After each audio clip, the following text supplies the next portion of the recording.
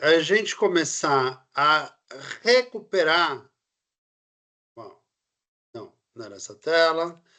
Esse slide, em que a gente enxergava as transições da década de 90, 80, 90, aquele modelo clássico de financiamento de projetos de infraestrutura, indústria de base, centrados na figura do endividamento público, do repasse para as empresas estatais. Evidentemente, a erosão desse processo ao longo de toda a década de 80, a rápida erosão desse processo e a inviabilização com o calote da dívida externa em 85, e a tentativa de você reerguer o Brasil já em início da década de 90, primeiro com a determinação de papéis novos papéis assumidos pelas institucionalidades brasileiras, ou seja, você traz o BNDES ao centro do processo, exatamente para que você faça valer a sua diretriz, não produzirás mais déficit orçamentário por força de projetos de infraestrutura.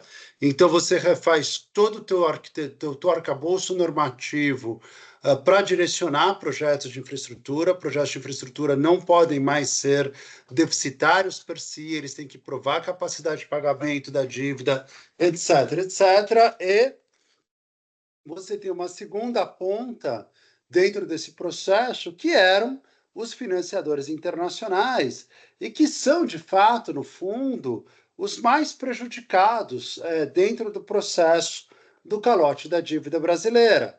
Você precisou fazer um plano Brady de recuperação do crédito do Tesouro Brasileiro junto ao exterior, que era um empréstimo, vamos dizer, garantido pelo Federal Reserve, pelo FMI, principalmente pelo IMF, que no fundo o IMF é garantido pelo Federal Reserve, e o plano de recuperação, plano de resgate da economia brasileira pelo IMF, nada mais é do que o plano de resgate do Citibank e do Bank of America, que eram os dois bancos que haviam de fato quebrado na crise da dívida pública, da dívida externa brasileira. Eles eram os dois maiores credores, os líderes do Clube de Paris, os líderes dos pools de financiadores, e você chegou nessa situação meio absurda. E depois que você dá um calote, a tendência é que o país fique fora do circuito internacional de crédito durante muito tempo, como de fato o Brasil ficou.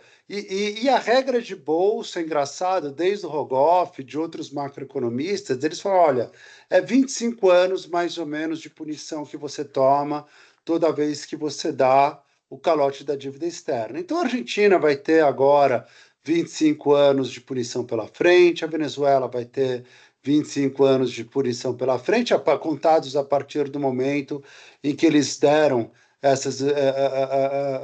os calotes, e outros países que passam por situações. Eu tenho a impressão que Bangladesh estava também dando, estava dando insolvência de dívida externa. Teria que lembrar agora quais são os países. Vietnã estava num processo de crescimento, mas o endividamento exagerado.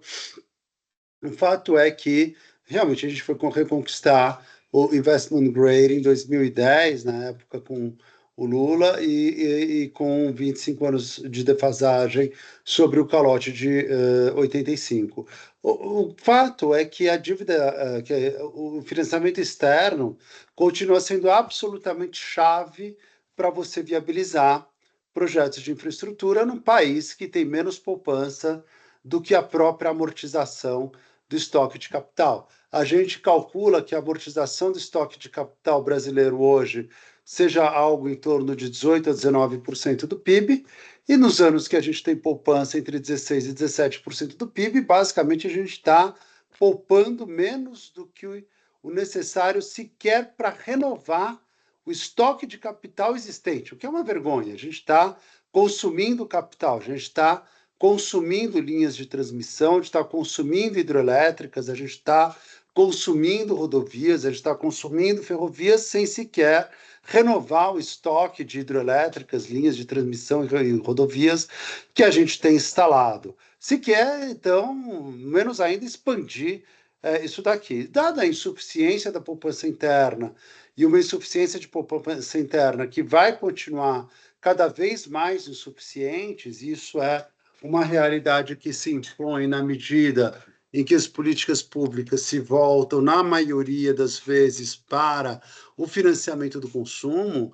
Então, lógico que existe um aspecto social, lógico que existe uma questão de desenvolvimento regional, ninguém vai negar essas questões e nem o objetivo nosso é entrar nesse debate, mas na medida em que todo programa de assistencialismo do governo federal e dos complementos em âmbito de estados e municípios visam viabilizar o acesso ao consumo de partes menos favorecidas da população, e na medida em que você tem que financiar de alguma forma esses programas com aumento de arrecadação, e esse aumento de arrecadação reduz a disponibilidade de renda das outras parcelas da população, que são, via de regra, as parcelas que poupam, o óbvio dessa equação, e isso é uma realidade, é que você vai diminuir cada vez mais a poupança interna e não aumentar cada vez mais a poupança interna brasileira. Uma poupança interna que já é combalida vai se tornar cada vez menor na medida em que você direciona recursos para o fomento ao consumo das classes menos favorecidas, com todo o desafio que representa você ter um país que poupa pouco e precisa, teoricamente, aumentar sua produção para dar conta de produzir para o acesso dessas classes ao mercado. Resulta dessa história, nós vamos depender cada vez mais nos próximos anos, não há muita dúvida sobre isso, de poupança internacional. Não há como dizer o Brasil vai se tornar um país poupador. Países fortemente poupadores são, por exemplo, a China. A China não é que ela poupa 16, 17 ou 20, 22%. A China poupa 35 a 40% do PIB. O grande problema é que para você conseguir chegar no ápice de poupar 35 a 40% do PIB, você precisa ter um regime relativamente ditatorial. Ou você pode dizer um regime ditatorial de mercado, ou o que quer que você queira, como você queira qualificar o regime chinês, ele é um regime absoluto, ou simplesmente ditatorial. Mas é um regime ditatorial que viabiliza, entre aspas, a imposição de restrições ao consumo de uma parcela gigante da população chinesa, mormente a população rural chinesa. A população rural chinesa vive numa situação de penúria bastante dura, ela tenta migrar, inclusive, para os centros urbanos na busca por melhores oportunidades e chega ao absurdo de, no início da década de 2000, 2005, você precisar de um passaporte para você migrar do centro, das áreas rurais para os centros urbanos. Você precisava ter um passaporte verde que te autorizava, emitido evidentemente pelo governo, e se cria uma série de riots em vários focos na China, todos eles absolutamente reprimidos e dizimados, exterminados, e você, evidentemente, dá muito pouca publicidade a tudo isso. Mas o fato é que, desta forma, você impõe um certo padrão de poupança, ou você tem um padrão de poupança elevadíssimo em países como, por exemplo, os países nórdicos, a Suécia, a Dinamarca, a Noruega e Finlândia, mas é uma poupança que está ligada, primeiro, a um acúmulo de riqueza histórico muito grande, inclusive por serem países que não destroem o estoque de riqueza, o estoque de capital, em duas grandes guerras. Eles têm uma participação ou neutra ou quase nas duas grandes guerras mundiais. São países de população muito pequena, com uma quantidade de recursos naturais muito grande, com governos muito qualificados e que conseguem chegar, então, a um estado de bem-estar absolutamente desconcertante na comparação com o resto do mundo. O Brasil não dispõe nem de um nem de outro, ou seja, a gente vai precisar continuar contando com a presença das agências multilaterais de crédito à exportação, das agências multilaterais de desenvolvimento, mormente o Banco Interamericano de Desenvolvimento ou o Banco Mundial, por meio do seu braço de financiamento privado, conhecido como AIFC. E o que fazem essas entidades? Galera, eu cheguei a contar, de verdade, eu esqueci agora, para vocês a parábola do Antônio Hermílio de Moraes. Não contei na segunda ou terceira aula, não? O que era o Estadão e o Antônio Hermílio de Moraes? Galera? Eu não lembro. Não recordo também. Não? Tá bom. Eu vou explicar, então, o que é o bicho. Explicar o que é a IFC. A história começa mais ou menos assim. Estadão, fundado em 1885, era uma entidade brasileira, uma entidade paulistana e uma entidade representativa como mídia de uma leitura que uma certa classe média alta, sei lá, média, paulistana tinha sobre os fatos. Ele não era nem muito de esquerda, nem muito de direita, ele era um mecanismo de comunicação considerado bastante crível. E o Estadão quebra. Ele quebra principalmente com base na entrada das mídias digitais, nas novas formas de comunicação. Eu nem sei, o Estadão eu acho que ainda tem versão impressa, mas acredito que ninguém mais tenha a versão impressa do Estadão ou que ela atraia muito pouca atenção de grande parte da população. E nessa etapa, então, lá nos idos de 95, 96, um pouco para frente, vai 97, 98, quando começa, então, uma propagação bastante intensa da internet e das mídias de comunicação por web, o Estadão praticamente vai à falência. Ele chega muito perto de quebrar, e aí se somam algumas questões de gestão da família Mesquita, etc, etc. E nessa situação de pré-quebrada, a família Mesquita era muito próxima à família Hermílio de Moraes.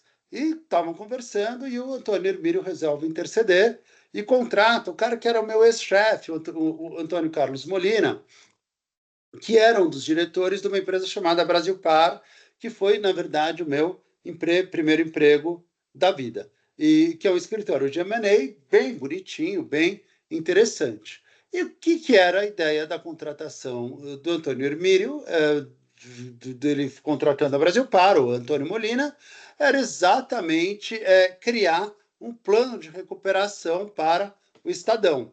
E aí o Molina faz todo um diagnóstico da indústria de mídia nacional, os investimentos que o Estadão precisava fazer, fosse para modernizar o parque tecnológico deles e permitir um uso muito mais flexível do maquinário, que não fosse só para imprimir jornal, e a impressão de jornal é um pesadelo, ela se dá entre 1h30, 2 horas da manhã e 4 horas da manhã, você já tem que ter impresso, e aí tinha um nível de ociosidade enorme, então você começar a pensar os alternativos, mas não era aquele maquinário, você tinha a questão de entrar em online, você tinha uma série de decisões que o Estadão precisava tomar, e ele estava quebrado, ele não tinha grana, ele não tinha como fazer, então ele precisava passar por um processo de capitalização, eles não queriam vender. O fato foi que, então, o Molina bola um plano de reestruturação do Estadão, leva conhecimento do Antônio Hermílio, eles dois discutem pra caramba, eles fecham o budget necessário para o Estadão implementar aquele programa todo de investimentos e, obviamente, Antônio Carlos, o Antônio Hermílio de Moraes resolve levar adiante o processo. E aí o Antônio Hermílio e todos os estudos feitos pelo Molina estavam consignados em 2, 3 cadernos de 200 páginas cada um, detalhando cada problema do diagnóstico, cada possível solução, os vários cenários, os custos dos vários cenários, o cenário recomendado, etc, etc. Mas era um catatal desse tamanho de papéis que precisavam ser analisados. E um dia, então, Antônio Hermílio de Moraes convoca alguns dos seus grandes amigos para um jantar na casa deles, aqui no Morumbi, e no meio do jantar ele se levanta e bate no copo. Na hora todos fazem silêncio, ao lado dele estava o Molina, o Antônio Hermílio bota o braço no Molina e fala, bom, todos vocês sabem porque a gente veio, nós nos reunimos aqui, nós sabemos do problema do Estadão, o Estadão é uma instituição e blá, blá, blá, blá, blá, blá. Está aqui o Molina, que fez esse belíssimo estudo de 2, 3 volumes de 200 páginas cada um, contendo diagnóstico, etc, etc, etc, e está à disposição de vocês, mas eu vou comentar que no plano básico a gente precisaria colocar alguma coisa como, chuto eu, 50, 100 milhões de dólares no Estadão, e eu resolvi, então, que isso daqui poderia ser feito por um consórcio de investidores que, evidentemente, vão, se tudo der certo, recuperar o capital que eles estão colocando em determinadas condições, mas isso poderia ser melhor explicado pelo Molina. Mas, de coração, eu já tomei a decisão de que eu vou colocar 5 milhões de dólares lá dentro. E vocês? Moçada, reparem duas coisas. Os estudos existem. Tá joia?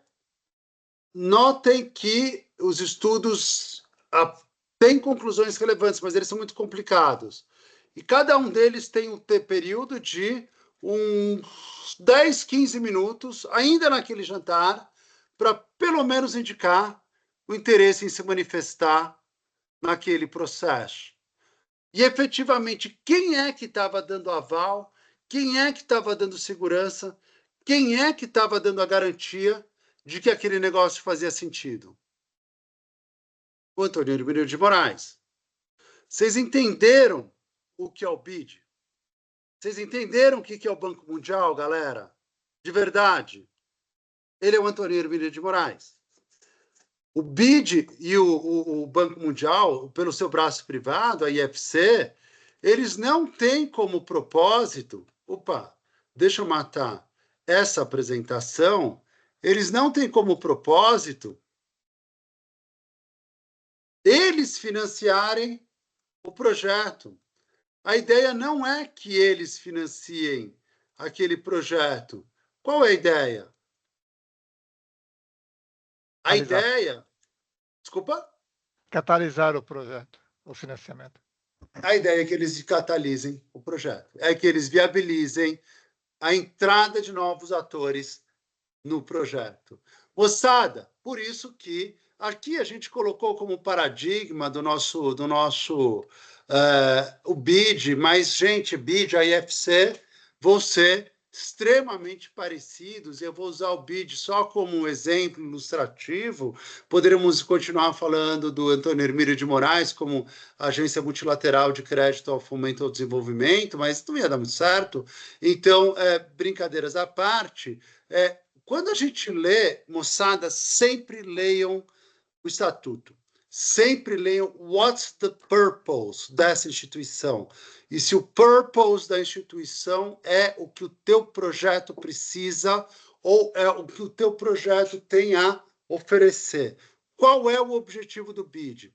Viabilizar e ampliar a participação de instituições financeiras internacionais no financiamento de projetos de forte impacto ao crescimento e desenvolvimento social, econômico, ambiental dos países de desenvolvimento da América Latina.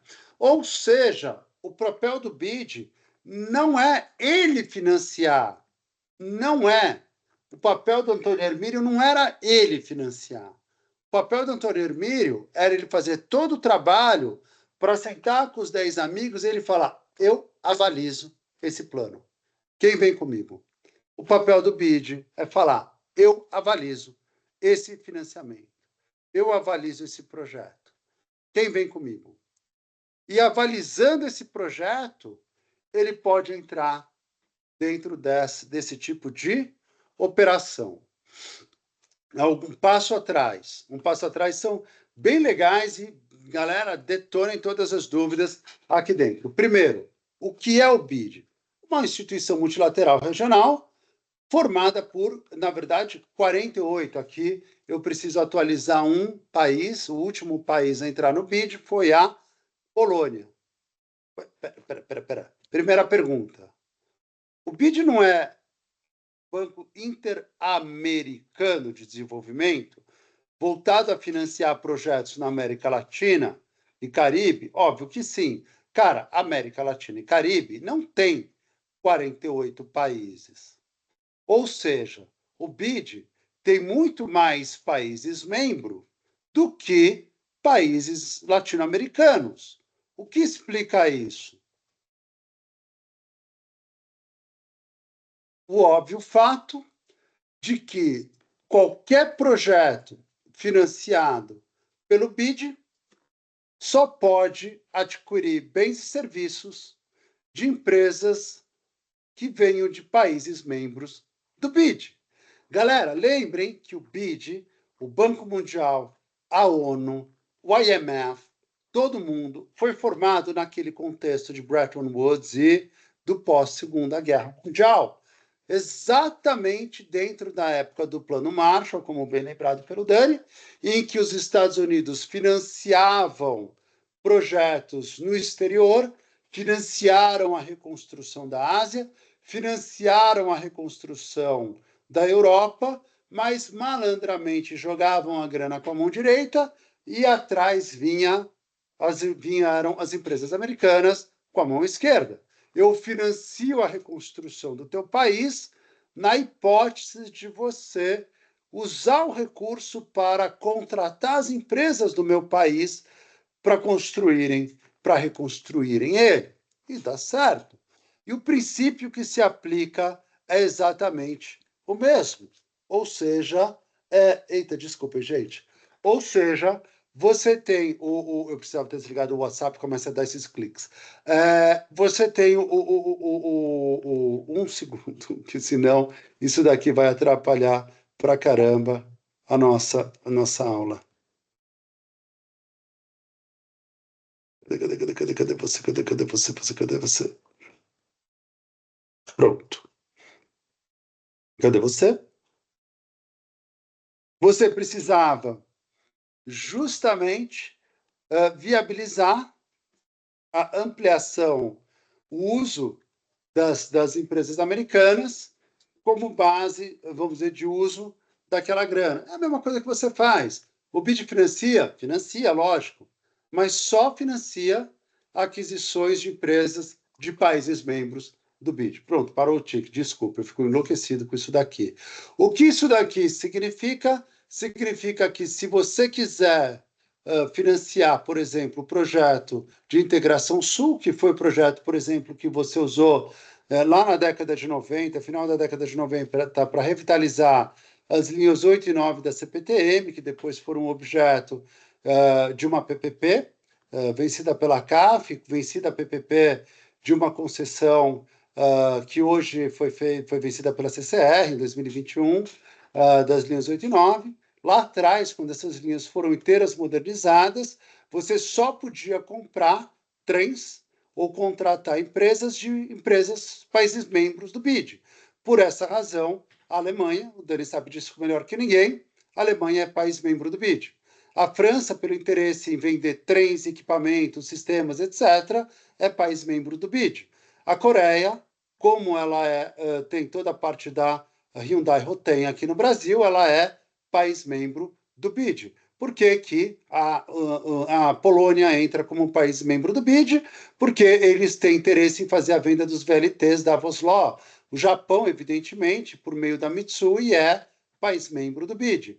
Então, são esses países. Não é que existam um grande caleidoscópio e, nossa, o Cazaquistão é membro do BID. Não, o Cazaquistão não tem provavelmente nenhum interesse comercial em fazer projetos na América Latina e muito provavelmente o Cazaquistão não é país membro do BID. Pode até ser que eu me arrependa dessas palavras e descubra que ele é. Mas a Polônia foi o último país a entrar, se não me engano, a China foi um dos últimos países, penúltimo ou antepenúltimo país a entrar, exatamente para viabilizar a participação em licitações que sejam produzidas, promovidas a partir de recursos do BID. O Banco Mundial é formado por 165 países membros, então você tem essa regra.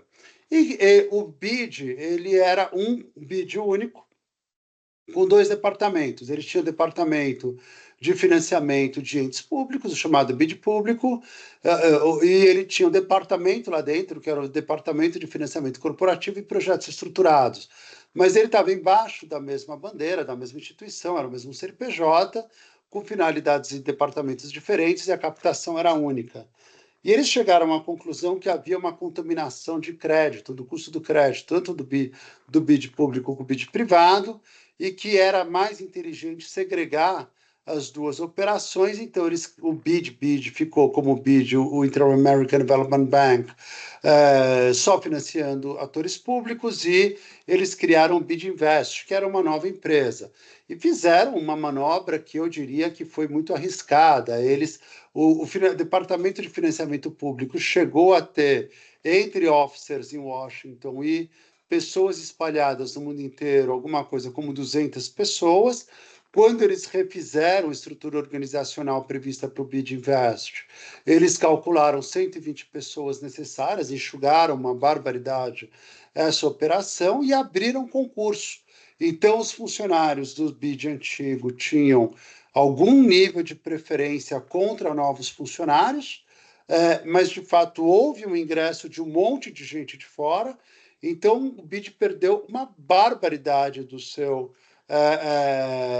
quadro técnico. Então, os 3 principais officers da área que lidavam com projetos no Brasil era o Renato Mazzola. O Renato já tinha saído nessa época, ele vem para o BTG. Logo depois ele traz um cara chamado Jean-Marc Bussuan, que vai fazer toda a ponta do BTG na Inglaterra, dos fundos de investimentos de infraestrutura do BTG, captados pelo BTG, dedicados à Europa, e o terceiro cavaleiro, que é um cara genial, John Graham. Os 3 são absolutamente geniais. Ele sai do BID e ele vai para IFC, descontente com essa história. E eles passam, então, por uma reestruturação. Hoje existem pessoas espetaculares no BID. Eles perdem algumas pessoas geniais, mas, obviamente, recontratam outras pessoas muito capacitadas. A Carisa toca grande parte das operações do BID no Brasil. Você tem o Gabriel, um ex-Odebrecht na parte socioambiental. Você tem gente brilhante executando operações lá dentro, num órgão que ganha, entre aspas, autonomia, inclusive autonomia que é um pró e um contra, é um desafio muito grande, porque você está menor, vamos dizer assim, fazendo captações, mas você tem todos os teus acionistas, todos os teus países membros garantindo essas captações todas feitas pelo BID, e o BID empresta, mas ele empresta montantes exatamente com o propósito de viabilizar a entrada dos novos operadores. Ou seja, via de regra, o BID pode financiar de 25% até 40% da operação. 40% é considerado uma exceção dentro do BID. Normalmente são só os casos de projetos prioritários ou ou projetos de emergenciais.